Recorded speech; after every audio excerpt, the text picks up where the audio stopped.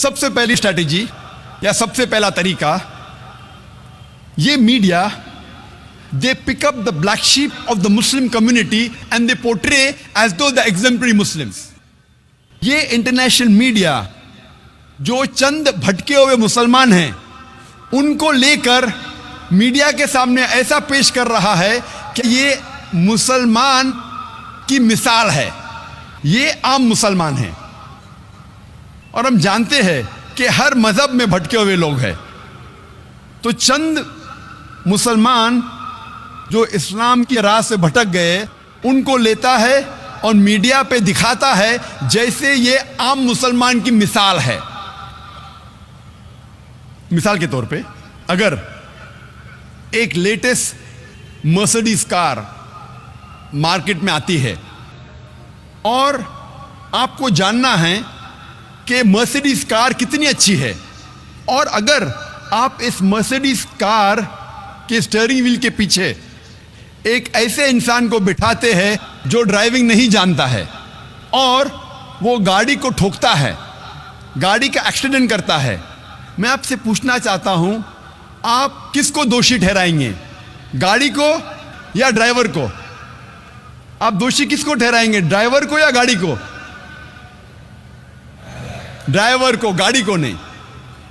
اگر آپ کو جاننا ہے کہ گاڑی کتنی اچھی ہے تو آپ گاڑی کے اسپیسیفیکیشنز کی جانچ کروائیے، اس کی سپیڈ کیا ہے، اس گاڑی کے گیئر ریشو کیا ہے، اس گاڑی کے سیفٹی میجرز کیا ہے، اس گاڑی کا بریک سسٹم کیسا ہے، اس گاڑی کا ایوریج کیا ہے. اگر آپ کو جاننا ہے گاڑی کتنی اچھی ہے تو گاڑی کی تحقیق کیجئے، ڈرائیور کو مت دیکھیے. اسی طریقے سے اگر آپ کو اسلام کے بارے میں جاننا ہے تو اسلام کی مذہبی کتابوں کا مطالعہ کیجئے، آپ قرآن پڑھیے اور صحیح حدیث کا مطالعہ کیجئے، پھر آپ کو پتا چلے گا اسلام کیسا مذہب ہے. آپ مسلمانوں کو مت دیکھیے. دوسری اسٹریٹجی جو انٹرنیشنل میڈیا استعمال کرتی ہے اسلام کو بدنام کرنے کے لیے، کہ وہ کئی بار قرآن یا حدیث کوٹ کرتی ہے، قرآن کی آیتوں کا حوالہ دیتی ہے بالکل آؤٹ آف کانٹیکسٹ. اور ایک آیت جو اکثر میڈیا میں بار بار دہرائی جاتی ہے وہ ہے سورہ توبہ کی آیت، سورہ نمبر 9 آیت نمبر 5، جس میں میڈیا کہتی ہے، اس میں لکھا ہے کہ جہاں بھی آپ کافروں کو پاؤ وہاں ان کا قتل کرو. اور جب آپ قرآن مجید کھولیں گے اور دیکھیں گے سورہ توبہ سورہ نمبر 9 آیت نمبر 5، اس میں برابر یہی لکھا ہے کہ جہاں بھی آپ کافروں کو پاؤ وہاں ان کا قتل کرو. لیکن یہ آیت آؤٹ آف کانٹیکسٹ ہے، پس منظر کے خلاف ہے. آپ جاننا چاہتے ہیں قرآن کا پیغام کیا ہے، آپ کو پس منظر کو پڑھنا پڑے گا. You have to read in context. اور جب کانٹیکسٹ پڑھتے ہیں، سورہ توبہ سورہ نمبر 9 آیت نمبر 1 سے پڑھتے ہیں، ہمیں پتہ لگتا ہے کہ ایک صلح تھی مسلمان اور مکہ کے مشرکین کے بیچ، اور یہ صلح ایک طرفہ مکہ کے مشرکین نے توڑ دی تھی. تو اللہ سبحانہ و تعالی سورہ توبہ سورہ نمبر 9 آیت نمبر 5 میں انہیں چیتونی دیتے ہیں، انہیں وارننگ دیتے ہیں، مکہ کے مشرکین کو خبردار کرتے ہیں اور کہتے ہیں آپ کے پاس 4 مہینے کا وقت ہے، آپ سدھر جاؤ ورنہ اعلان جنگ. اور جنگ کے میدان میں اللہ سبحانہ و تعالیٰ فرماتے ہیں اور مسلمانوں سے کہتے ہیں جب بھی دشمن، جب بھی کافر میدان جنگ میں آئیں تو جہاں بھی آپ کافروں کو پاؤ وہاں ان کا قتل کرو. یہ آیت میدان جنگ میں ہے. آپ پس منظر دیکھیں گے تو یہ آیت میدان جنگ میں اللہ سبحانہ و تعالیٰ فرماتے ہیں جب بھی دشمن میدان جنگ میں آپ کے ساتھ لڑنے آئیں،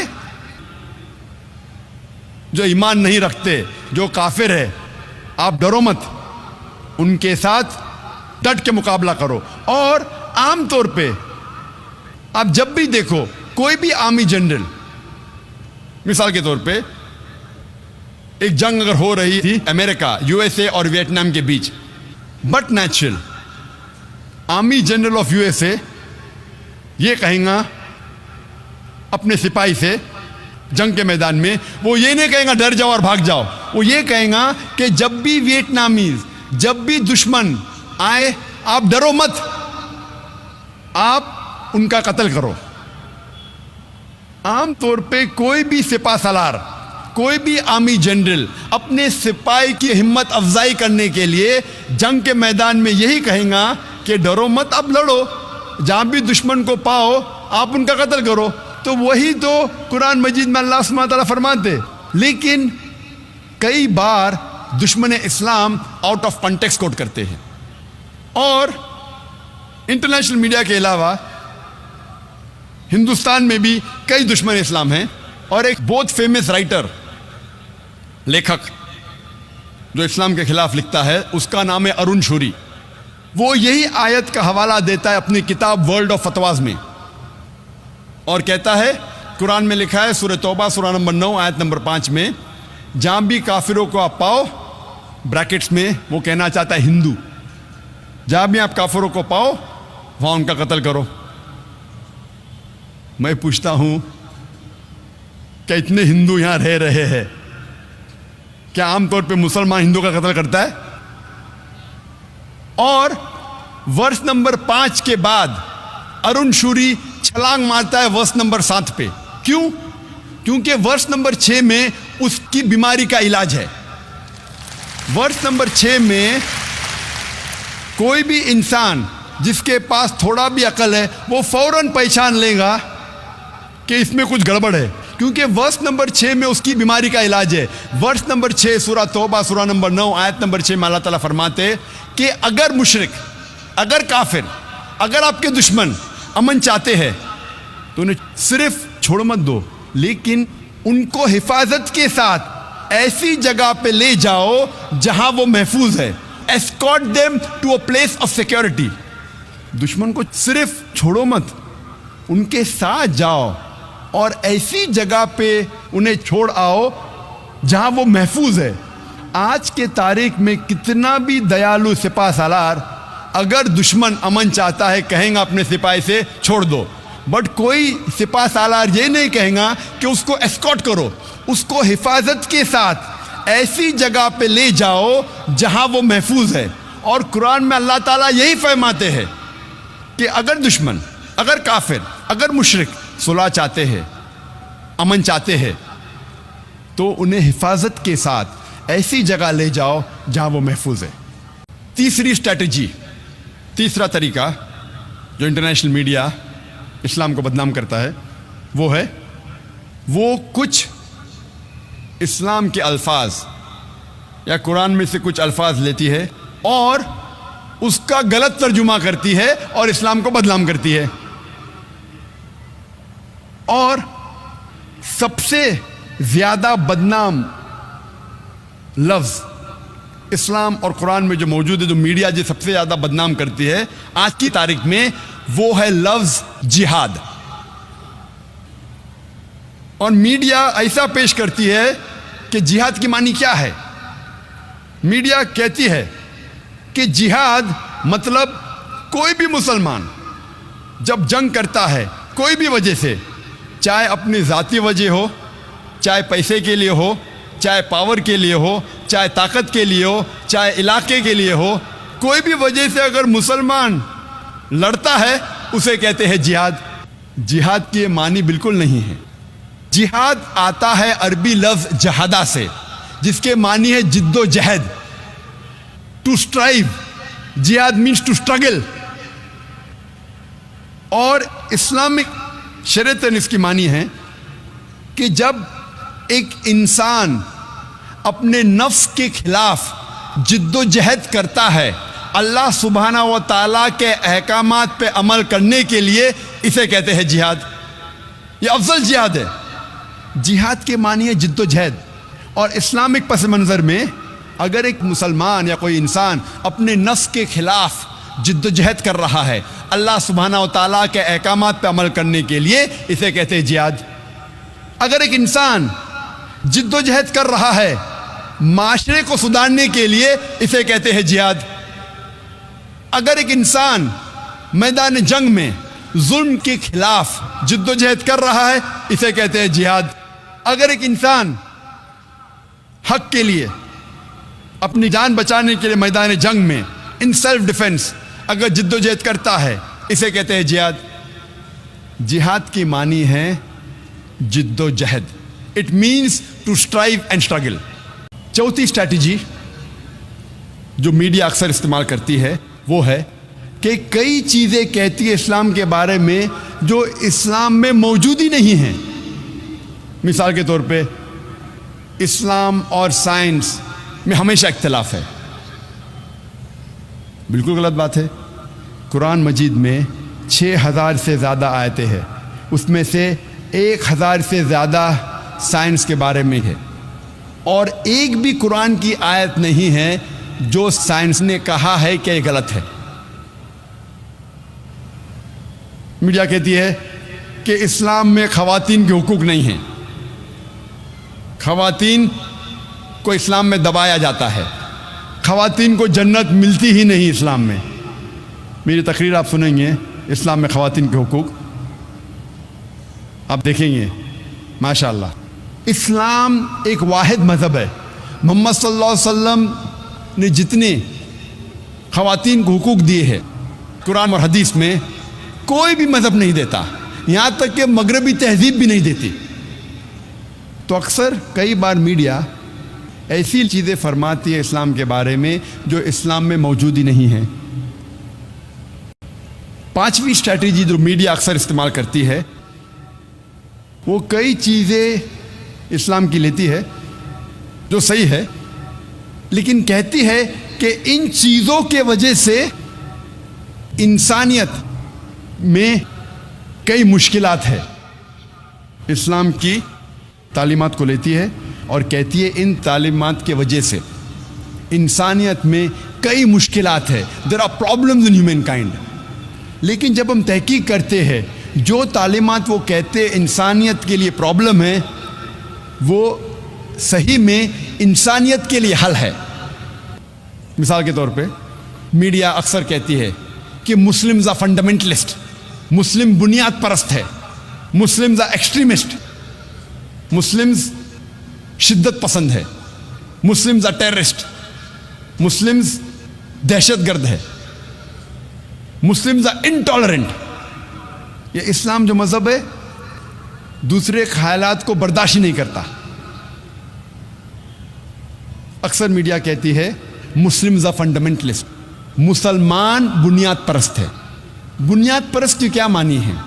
بنیاد پرست کی معنی ہے کہ اگر کوئی انسان کوئی بنیادی باتوں پہ عمل کرتا ہے اسے کہتے ہیں بنیاد پرست۔